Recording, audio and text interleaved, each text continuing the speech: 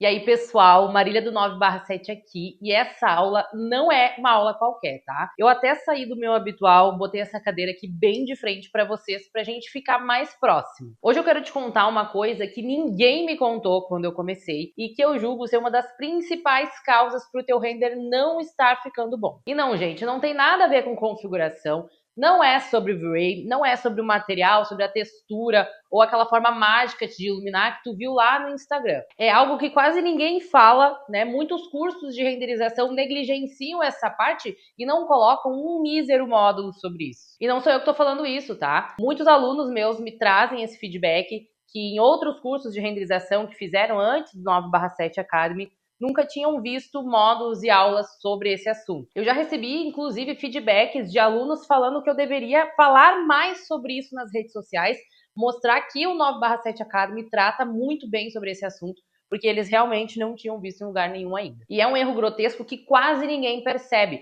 porque pensa comigo, como é que tu vai ensinar alguém a correr sem antes ensinar essa pessoa a caminhar? A gente pode até fazer uma outra analogia aqui.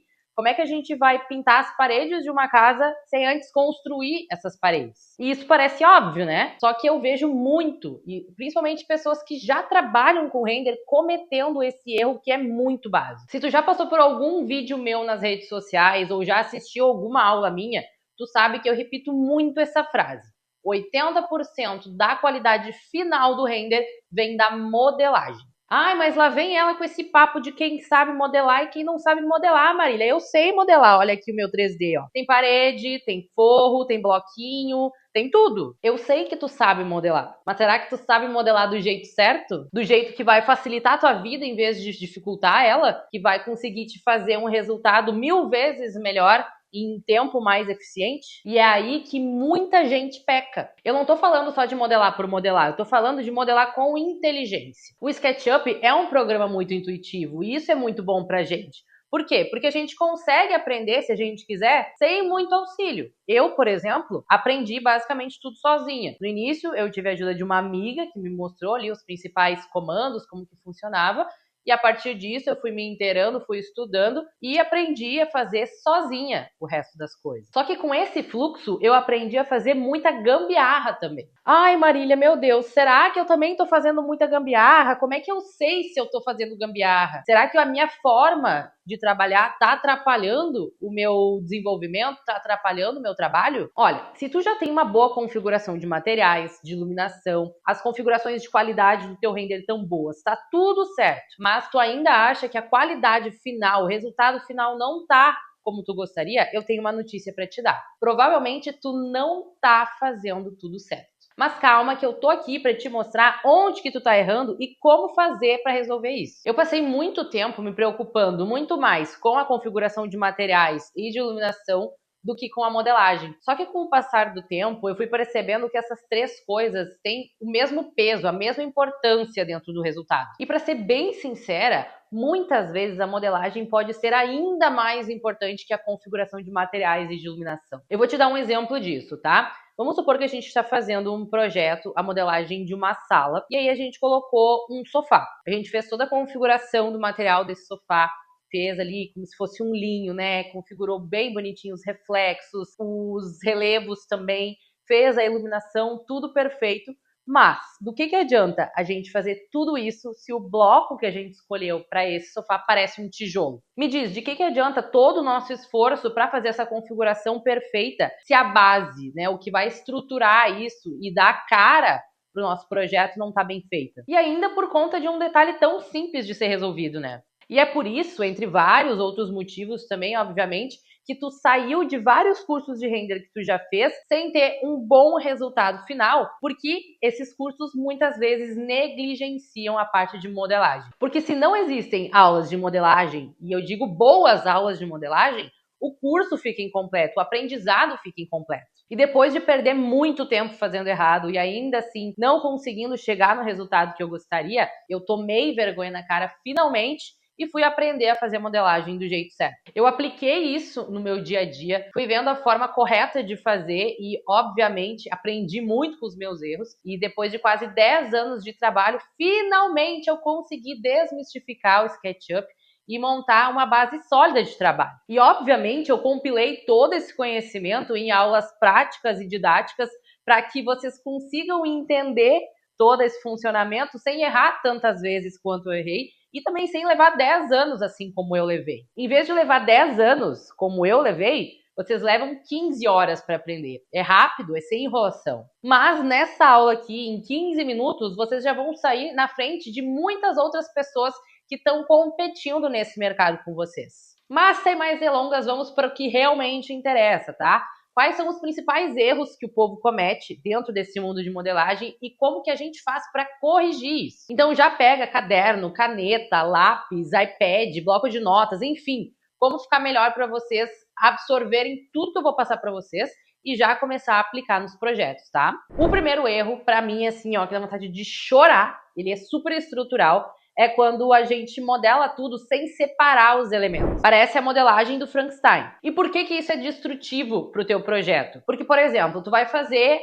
esse espaço aqui, tá? Tu criou o piso, tu criou a parede, tu colocou o porcelanato, o teto, a luminária, só que tu colocou isso tudo dentro de um mesmo grupo, ou até nem criou o grupo, tá tudo solto lá no SketchUp. Todas essas faces estão conectadas como se fosse uma única coisa. Se tu quiser fazer alguma alteração em qualquer um desses elementos, eu te garanto que tu vai querer arrancar todos os fios de cabelo da tua cabeça, porque vai estar tudo grudado. Então, eu quero movimentar a minha parede para conseguir enxergar dentro do meu espaço. Tu vai arrastar aquela parede para o lado, vai arrastar tudo junto. Vamos tentar fazer uma analogia um pouquinho mais palpável, né? Tu grudou, fez ali uma maquete física, colou tudo com Super Bonder e na hora que tu vai modificar uma coisa, tu vai puxar pro lado e vai arrastar tudo junto. Isso dificulta muito o trabalho. E vocês estão percebendo como uma coisa tão simples, tão óbvia, pode dar uma super dor de cabeça para vocês? E a resolução aqui é muito simples. É só vocês fazer cada elemento como um grupo ou um componente separado. Por exemplo, tu vai fazer o móvel de uma cozinha, né? As portinhas, elas têm que ser um grupo, cada uma dessas portinhas separadas. A base, outro grupo, o rodapé, outro grupo, o tampo, né, de granito vai ser um outro grupo também, podendo ser componentes, a gente já vai chegar nessa parte também, mas tudo precisa estar separado para facilitar as alterações depois e as modificações também. Assim fica muito mais fácil de vocês fazerem qualquer tipo de alteração, seja alterar a forma do objeto, a forma desse imóvel, mudar a cor, mudar a textura, arredondar os cantos, né, as quinas desses elementos para não deixar as arestas vivas. E além disso tudo, a gente consegue também ter um trabalho mais eficiente, deixar o nosso arquivo mais leve, mais funcional. E depois disso, a gente já pode entrar no segundo erro, que é não saber a diferença entre grupos e componentes e quando utilizar cada um deles. E eu te entendo, viu? Porque no início realmente parece que é tudo a mesma coisa. Tu seleciona tudo que tu quer, agrupa e deu. Tá tudo agrupado ali, não interessa se vai ser grupo ou componente. Só que existe uma diferença essencial entre os dois. Basicamente, o grupo é único e o componente é replicável. Como assim, Marília? Espera que eu vou te explicar de uma forma um pouco mais palpável. Imagina que tu vai fazer um armário com 4 portas. Cada uma dessas portas é um grupo, então tu vai ter 4 portas separadas. Se tu precisar fazer alguma alteração nessas portas, por exemplo, colocar um puxador, tipo cava, qualquer coisa, tu vai ter que fazer 4 vezes, uma vez em cada uma dessas portas, porque são elementos separados. Agora, se lá no início tu fez a primeira porta, criou ela como um componente e aí fez as cópias a partir disso, quando tu for fazer essas alterações, como por exemplo, colocar esse puxador cava, tu vai precisar fazer uma única vez e isso vai se repetir em todas as outras, porque elas estão conectadas. E além de te economizar um tempão na hora de fazer essas modificações, de mudar alguma textura, de arredondar as quinas desses elementos, também vai te ocupar menos espaço, que o arquivo vai ficar mais leve. E isso porque o SketchUp entende que aquelas portas são uma única referência. Ou seja, vamos pegar um outro exemplo aqui. Eu tenho um carro, né, um bloco de um carro dentro do meu arquivo que pesa 50 MB. Se ele é um grupo e eu faço 10 cópias, eu vou ter um arquivo com 500 MB. Agora, se antes de eu fazer essas cópias eu transformar esse carro em um componente e eu fizer 10 cópias, eu ainda vou ter um arquivo com 50 MB em vez de 500 MB. Porque o SketchUp entende que a gente tem várias instâncias de um mesmo objeto em vez de 10 cópias diferentes desse mesmo objeto. É o mesmo bloco sendo referenciado várias vezes sem ser duplicado. E isso economiza memória, agiliza o teu processo e impede o teu arquivo de ficar parecendo uma bomba relógio, né, que vai dar bug splat a qualquer momento. Então vejam, a gente já conseguiu resolver aí vários problemas, matar vários coelhos com uma cajadada só. Já o terceiro erro é não utilizar atalhos, tá? Não ter um ritmo de trabalho. Quando a gente está trabalhando, projetando, modelando, enfim, muitas vezes a gente entra naquele processo de flow. Eu não sei vocês, mas quando o meu hiperfoco do TDAH bate, brota criatividade até do além, e eu não quero, também não posso perder tempo indo com o cursor do mouse em cada uma das ferramentas que eu preciso, porque isso pode atrapalhar esse meu hiperfoco. Pode atrapalhar esse meu flow. Eu sei que parece de boas eu pegar o meu mouse e ir lá em cima, clicar no botãozinho, fazer de novo a ferramenta e assim por diante. Só que isso pode tirar um pouco esse teu ritmo de criatividade, pode diminuir o teu desempenho de trabalho. Se tu quer modelar com fluidez, tu precisa configurar atalhos. Não precisa ser os atalhos que eu te digo, mas tem que ser algo que facilite aí dentro das tuas características, da tua forma de trabalhar. Então pega aquelas ferramentas que tu mais usa, tipo retângulo, empurrar e puxar, fita métrica, rotar, escala, e define uma tecla do teclado para ser o atalho, uma só para facilitar. A diferença que isso faz no ritmo de trabalho é surreal. Às vezes no início a gente vai se perder um pouco até decorar, né, quais são as teclas que a gente configurou para cada atalho, mas depois que isso entra ali no fluxo, fica absurdamente mais rápido. Porque saber modelar não é só tu saber utilizar a técnica, utilizar aquela ferramenta, mas é como fazer o processo se tornar mais fluido, mais natural e mais leve. Porque em tudo na vida, a gente está sempre correndo e sempre buscando uma forma mais rápida de fazer a mesma coisa, mantendo a qualidade. E olha só, se tu já ficou com dor no punho, com cansaço mental, levou 2 horas para fazer uma coisa que provavelmente tu levaria 20 minutos para fazer, pode ser que te faltou esses atalhos, né? Que te faltou essa organização do teu processo. O quarto erro é não utilizar plugins. E um dos maiores motivos para no meu início eu fazer muita gambiarra é eu não saber que existiam plugins para fazer coisas diferentes, ou até mesmo porque eu não sabia utilizar esses plugins. Eu já passei muitas vezes por vários momentos em que eu descobri uma forma muito fácil de fazer uma coisa que eu achava muito difícil, que levava muito tempo e minha cara ia lá no chão. E eu passei por isso muitas vezes quando eu perdi finalmente o medo de utilizar plugins. Cada dia que passava, minha cara ia mais no chão quando eu descobria formas muito fáceis de fazer as coisas. Mas como assim medo, Marília? Tu tinha medo de utilizar plugins? Sim, gente, eu tinha medo. Porque existem muitos plugins no mercado, então eu ficava naquelas, qual que eu vou utilizar, qual que é melhor. Cada um deles tem vários botõezinhos, várias ferramentas diferentes, então me vinha uma ansiedade também de querer aprender tudo, sendo que a gente não precisa aprender tudo. Muitas vezes, alguns desses plugins são pagos, então eu ficava pensando, bom, eu vou investir um dinheiro que eu não tenho numa coisa que eu nem sei usar, nem sei se vai ser bom. Então tudo isso foi me afastando de utilizar os plugins. Mas óbvio que quando eu descobri como utilizar da forma correta, minha cara caiu no chão várias vezes. Então, finalmente, eu tomei vergonha na cara, fui aprender, fui estudar, fui atrás de ver quais eram os melhores plugins para utilizar dentro do que eu precisava, porque tinha uma coisa assim que me pegava muito e eu tinha vergonha de falar para um cliente que eu não poderia fazer tal coisa porque eu não sabia fazer. Para mim, isso é inaceitável. A pessoa está me contratando para fazer uma coisa e eu vou dizer para ela que eu não posso porque eu não sei? Não, eu vou dar um jeito de descobrir como fazer. E foi aí que os meus resultados saíram de 0 a 100 muito rápido, porque eu passei a modelar com consciência e profissionalismo. Um plugin bom não é aquele que tem mais botão ou mais revolucionário, é aquele que vai resolver um problema real que tu tem no teu dia a dia. E é por isso que dentro do 9/7 Academy, eu não vou só te mostrar quais são os plugins que a gente utiliza, mas como utilizar, qual utilizar, onde, quando, dentro do processo, com exemplos práticos de coisas que a gente realmente faz dentro desse mundo de arquitetura. A modelagem profissional não é tu saber fazer tudo, mas é tu saber resolver esses problemas quando forem necessários. Muitas vezes tu vai aprender a utilizar um plugin de uma forma, mas depois, quando surgir um outro problema, tu vai pensar, bom, de repente eu posso utilizar aquela forma para resolver esse outro problema aqui. E é assim que a gente vai construindo um profissional que faz modelagem, que faz render com consciência. Já o quinto erro é não saber modelar um bom terreno ou não saber posicionar as vegetações de forma adequada em cima desse terreno. A minha maior ansiedade dentro do meu início, né, no meu trabalho, era fazer render externo. Cara, toda vez que me surgia uma demanda de render externo, eu suava frio, porque eu achava muito difícil conseguir entregar um resultado de alta qualidade, de alto realismo.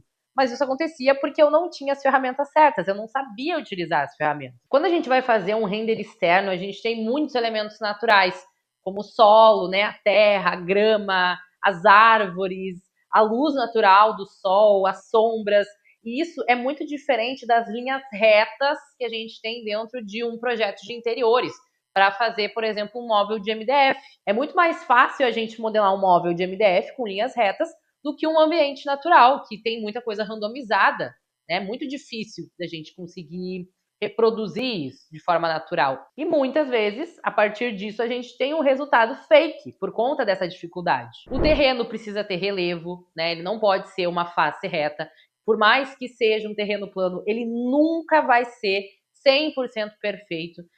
Outras coisas que a gente precisa cuidar também em relação à vegetação é que a vegetação ela nunca vai nascer igual uma outra. Então a gente tem que ter essa randomização em tamanho, em rotação, né, em cor, tudo isso tem que ser diferente. No mundo real nada é perfeito e a gente precisa saber reproduzir isso para ter um resultado real. Minha voz até falhou, gente, mas é isso. A gente precisa saber entender como é que funciona o mundo para reproduzir isso. Eu sei que parece um bicho de 7 cabeças, né? Mas existem diversos plugins que nos ajudam a fazer isso sem que a gente precise fazer tudo na mão, um por um, fazer toda essa randomização.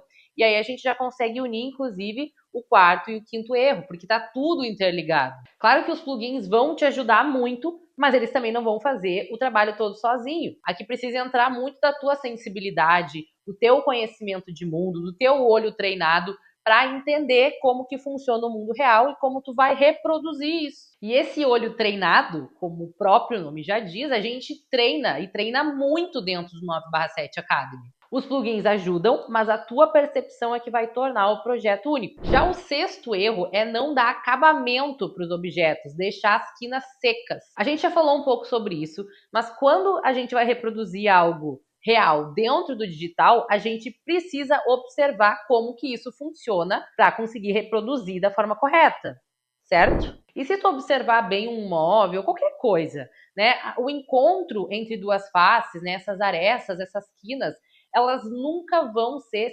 100% num ângulo de 90 graus. Porque se elas fossem, a gente ia se machucar, ia se cortar toda vez que batesse nessas quinas, porque seria praticamente uma lâmina. Mesmo as mais retinhas, elas têm um leve arredondamento. Dá uma olhada aí na mesa de vocês, como é que é esse encontro entre duas faces. E isso muda completamente a forma como as luzes e os reflexos se comportam naquele ponto. Quando tu deixa esse encontro seco no 3D, a luz ela acaba não escorrendo naquele local. Ela bate e ali ela fica e isso prejudica o realismo. Ai, Marília, mas isso vai fazer tanta diferença assim no resultado final? Depende. Se a imagem for bem de perto daquele elemento, algo mais de detalhe, pode ser que tu visualize muito mais. Obviamente que não vai ser isso que vai acabar com o teu resultado se todos os outros pontos estiverem bem alinhados e perfeitos. Só que o resultado que tu quer está nos detalhes, a perfeição que tu quer está nos detalhes. Então é o somatório desses detalhes que vai deixar o teu render perfeito. Então sim, tu precisa dar atenção para esse acabamento das bordas dos teus elementos, principalmente se esses elementos estiverem em ênfase na cena. E o plugin que eu uso muito para isso, para suavizar essas arestas, é o Round Corner. Só que lembrem, gente, não é vocês saírem arredondando tudo a moda Miguelão. Nem sei se vocês vão saber o que é moda Miguelão. Isso é uma coisa que minha mãe falava quando eu era criança, tá? Mas, em linhas gerais, significa que a gente precisa entender aonde a gente vai colocar o arredondamento, quanto de arredondamento a gente vai colocar, para que isso faça sentido dentro do nosso projeto também. A gente precisa entender como cada material se comporta na vida real, né? Como que é o arredondamento de uma madeira, como que é o arredondamento de um granito, para conseguir reproduzir isso de forma correta dentro do render, dentro do nosso 3D. E é isso que difere um render normal de um render memorável. É a gente dar atenção para esses pequenos detalhes. O sétimo erro é usar blocos ruins. E olha só o que eu vou falar aqui para vocês, tá? A gente não precisa e não deve modelar tudo do zero. Vocês já imaginaram quanto tempo a gente levaria para modelar um sofá, para modelar uma cama do zero?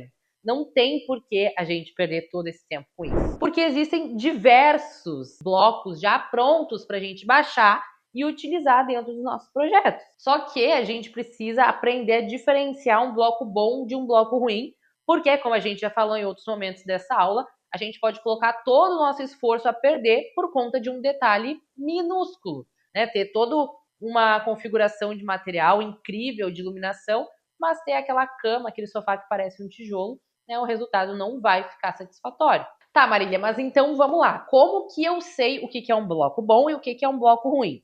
Calma, eu vou te explicar aqui para tu, de uma vez por todas, parar de errar nisso também. Primeiro, tu precisa olhar o nível de detalhe. Como a gente já falou em outros exemplos, tá? Se tu vai escolher um bloco de um sofá que parece um tijolo, que tem a textura plana, repetida, não tem subdivisão de faces, não tem as dobrinhas do tecido daquele sofá, se ele tá parecendo provavelmente um elemento que a gente utilizaria numa maquete escolar, é um bloco ruim. A segunda coisa que tu precisa observar é o peso desse arquivo. Se tu tem um bloquinho minúsculo de uma plantinha sem muitos detalhes e ele tá pesando 80 MB, tem alguma coisa errada aí. Geralmente tem um excesso de geometria oculta ou texturas mal otimizadas e isso vai te acarretar em outros problemas, provavelmente vai te dar vários bug splats quando tu introduzir esse bloco dentro do teu projeto. E o terceiro ponto que tu tem que observar é pensar na coerência visual. Não adianta tu pegar um bloco super bem detalhado e colocar do lado desse bloco, desse sofá, sem muitos detalhes. O olhar do observador vai sentir essa quebra, mesmo que inconscientemente. Ele vai sentir que tem alguma coisa errada ali. Então lembra disso. Nunca faz nada às pressas e sempre, obviamente, como tudo, observa como que é na vida real e reproduz isso fielmente ou o mais fielmente possível. Quanto mais detalhes esse teu bloco tiver, melhor, mas claro que a gente também tem que compensar esses detalhes com o peso do arquivo para que a gente consiga trabalhar dentro do nosso arquivo, né? Porque daqui a pouco a gente coloca tantos blocos pesados que fica impossível de navegar dentro do SketchUp. E eu sei que tu já ficou refém do 3D Warehouse, mas saiba que os melhores blocos não estão lá. Tá, Marília, mas onde é que eles estão, então? Bom, essa é a pergunta que vale milhões, né? E assim, não tem um lugar específico onde todos os melhores blocos estão. A gente tem que fazer uma curadoria, tem que procurar, mas eu te entrego exatamente os melhores sites onde eu encontro os meus blocos de forma gratuita lá dentro do 9/7 Academy. E por fim, né, o oitavo erro é a falta de intenção narrativa. Quando a gente está fazendo um render, a gente está vendendo uma ideia. Mas como é que a gente vende uma ideia com uma só imagem? E a resposta tá no que muitas pessoas ignoram, que é a intenção por trás dessa cena. Cada bloco, cada luz, cada sombra, cada elemento que foi posicionado ali vai comunicar alguma coisa. Só que muita gente não compõe a cena, só joga elementos. Ah, e coloca uma mantinha aqui, uma xícara ali e pronto, tá feita a minha composição. Isso é preenchimento, não é composição. Tu parou para pensar o que aquela xícara vai comunicar estando ali e se é aquilo que tu quer comunicar? A gente precisa entender que essa imagem precisa contar uma história. E uma ferramenta muito poderosa de venda é o storytelling. A diferença entre um render frio e um render que toca é que um deles foi pensado para parecer habitado e o outro foi só preenchido com vários blocos aleatórios. Então pensa assim, quem é que mora nesse lugar? Essa pessoa, ela gosta de tomar café, ela prefere tomar um chá, ela deixa a janela da casa dela aberta, ela gosta de ler um livro, ela deixou esse livro posicionado em cima do sofá, com uma manta, estava frio naquele dia, tudo isso precisa ser pensado. São decisões que parecem pequenas, mas elas vão construindo a atmosfera do ambiente. Olha esse exemplo aqui desse café, tá? Inclusive a gente tem aula dele dentro do 9/7 Academy, mostrando como que eu cheguei nesse resultado, desde a configuração de materiais, de testes de iluminação, de enquadramento e pós-produção, tá? mas a gente quer olhar aqui é um outro ponto. Primeiro, a gente tem uma imagem crua, sem os elementos que vão tocar o observador. Tecnicamente, ela está certa, mas ela não tem vida. Já nessa segunda imagem, veja como o espaço se transforma. Agora a gente conta uma história, a gente tem vários elementos que nos remetem à vida, né, a movimento. Então a gente tem essa sensação de que alguém acabou de deixar uma das mesas, que a qualquer momento outra pessoa pode chegar e sentar ali. Por conta do tom da luz do sol, a gente tem uma ideia de qual horário do dia é e quase que dá para sentir o cheiro do café vindo daquele espaço. E o que mudou não foi o espaço em si, mas foi a intenção emocional por trás dessa composição. A almofada amassada, a xícara de café, o borrão da mancha de café na mesa, a cadeira levemente rotacionada, isso tudo vai dando uma narrativa para a imagem. E essa narrativa, esse olhar, é exatamente o que a gente aprende dentro do 9/7 Academy. Porque mais do que saber modelar ou configurar um render, tu precisa saber comunicar uma ideia. É isso que vai te fazer ganhar dinheiro. E esses foram os principais erros que eu cometia lá no início da minha carreira, quando eu comecei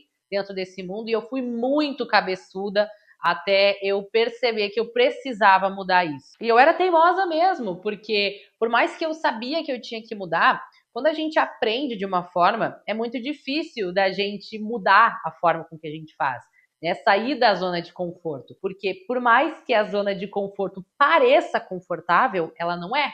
Mas é difícil de sair dela. E eu sei também que muitas pessoas acreditam que para a gente conseguir um bom resultado de modelagem, de 3D, a gente precisa utilizar software muito mais complexos, como, por exemplo, o 3D Max, o Corona Render. Só que eu tô aqui para te mostrar exatamente o contrário, e eu espero que depois dessa aula tu já tenha uma visão diferente em relação a isso também. Tu não precisa da ferramenta mais difícil do mundo. Para que complicar a tua vida, gente? Tu só precisa ter um método certo. E é isso que a gente tem dentro do 9/7 Academy.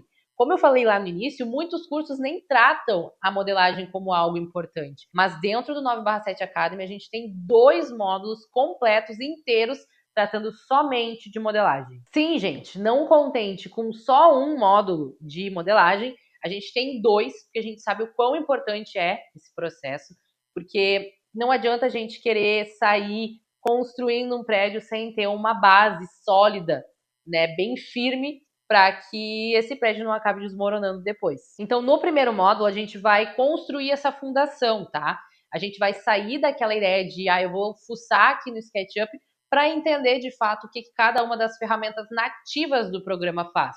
O que a gente consegue fazer sem precisar de plugins, porque para a gente entrar na parte de plugins, a gente tem que dominar essa parte nativa do programa antes. Então a gente já começa te mostrando toda a interface do SketchUp, como fazer a instalação, como organizar, né, os atalhos e um fluxo ali que fique fácil para te trabalhar, para favorecer o teu fluxo criativo e produtivo. Então a gente vai dominar todas essas ferramentas nativas, desde construção, de edição, de câmera, de textura, enfim, tudo que tem dentro do programa de forma nativa. Então eu vou te mostrar como dominar todas as ferramentas nativas, mas ainda mais importante do que isso é saber quando utilizar elas e como utilizar da forma correta também. A gente vai aprender a utilizar também uma ferramenta muito legal que é o Sigame, de forma bem prática, né? Como criar um varal de luz ou até como criar uns elementos um pouco mais complexos, como um vaso de planta. A gente também vai aprender a organizar esse arquivo em etiquetas, a criar terrenos, então é tudo bem organizado e bem voltado para o que a gente faz no nosso dia a dia mesmo dentro desse mundo de arquitetura. E isso tudo só no módulo 1. Já no módulo 2, a gente vai entrar então para as aulas de plugins. Então é um módulo mais avançado que a gente vai ver questões bem práticas, as melhores formas de utilizar, os melhores plugins, os mais poderosos, e para não ficar com aquele medo que eu sentia de não saber onde investir, não saber qual é o melhor botão para cada opção. Então eu te ensino como, quando e por que utilizar alguns plugins, como por exemplo o Round Corner para dar acabamento nas bordas, nas quinas dos elementos, o Freedom Scale para deformações de formas orgânicas, o Scatter para fazer vegetação de forma natural e randomizada, o componente Replacer para substituir alguns elementos, blocos, componentes de forma automatizada e muito mais rápido, o Fixit 101 para corrigir erros, para fechar faces, para diminuir a quantidade de elementos extras que só estão pesando no nosso arquivo. O Face Finder para criar faces automaticamente onde não existe, onde a gente acabou perdendo isso,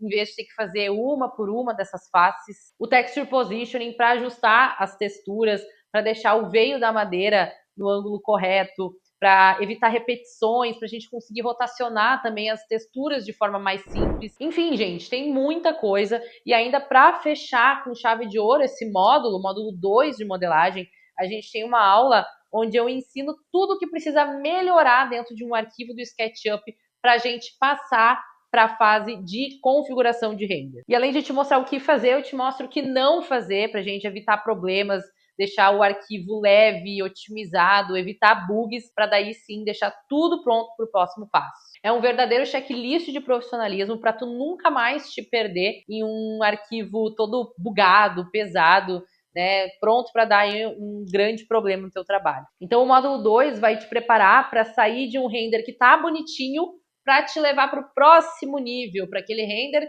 que com todas as outras configurações vai te possibilitar cobrar mais de R$1.000 aí por imagem. Então, gente, essa aula foi isso. Eu tenho certeza que com todas essas dicas que eu dei para vocês, vocês já vão conseguir sair na frente de muitas pessoas que estão aí concorrendo com vocês no mercado, para que vocês tenham essa base de modelagem bem sólida, para daí sim a gente dar a devida atenção às configurações, à iluminação, ao material e tudo, para ter aquele render foda. Desculpa a palavra, mas eu sei que é esse o resultado que vocês estão buscando. Anota tudo que tu aprendeu hoje e já sai aplicando nos seus projetos. Eu tenho certeza que vocês já vão ver a diferença nítida no resultado final. Na próxima aula, a gente vai começar a falar sobre a parte que é a minha queridinha, né, sobre V-Ray, e a gente vai abordar questões bem gerais do V-Ray mesmo, como configuração de materiais, de iluminação, configuração de qualidade do render também. Espero que tenham gostado e até a próxima!